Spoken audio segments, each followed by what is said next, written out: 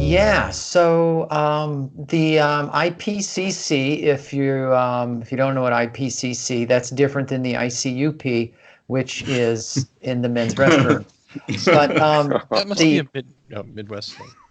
yeah, no, yeah, that's not iWatch. It's just IC. So the intergovernmental the Intergovernmental Panel on Climate Change, IPCC, announced, of course, they're the ones that said that if we want to keep the planet below 1.5 degrees centigrade by the end of the century, we have to go 100% renewable by 2050.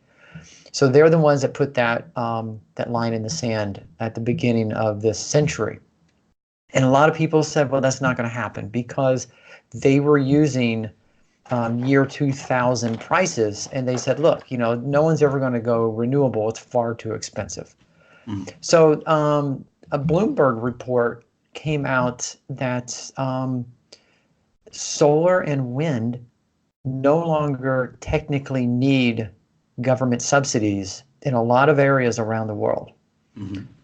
So they're reaching that tipping point where they can subside on their own and compete head to head with fossil fuels and actually win in a lot of areas around the world. And of course, this is big news because this means the mighty dollar and yen and rupee and whatever, money is the driving factor behind adoption of a lot of technologies. So as these utilities are going to see renewable energy becoming more affordable than digging up fossil fuels and burning fossil fuels, we'll start seeing the market switch over to the renewables, which of course will push more adoption, which maybe, just maybe, we've got 30 years before the middle of the century. A lot can happen in 30 years, and we might not get a full 100% transition, but the thing is, burning oil and gas, that price rarely, if ever, goes down. And as we burn more of a finite fuel, it's only going to go up because supply is going to start going down. But the price of, I believe it said the price of wind was cut in half from where it was in 2010.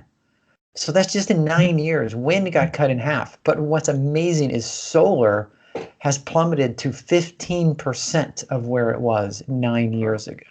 15% in 9 years. And, we know Moore's law. So the prices might go down even more as more and more of these installations go in.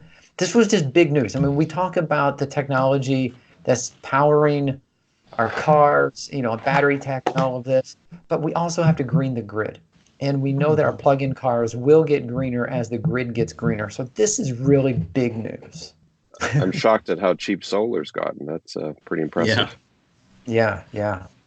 So I got into an argument with a friend of mine who doesn't believe in man-made climate change, but does believe in climate change.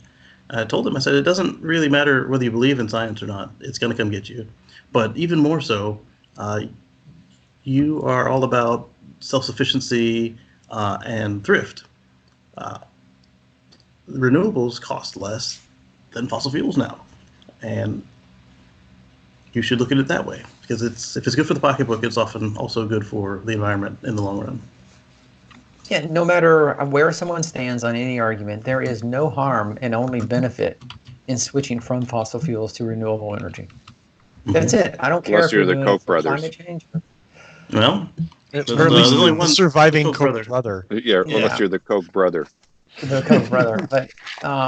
But yeah, I mean, for the average person, I don't think he's watching the show, but for the average person, there's no harm in just, making that switch. So we might as well just do it.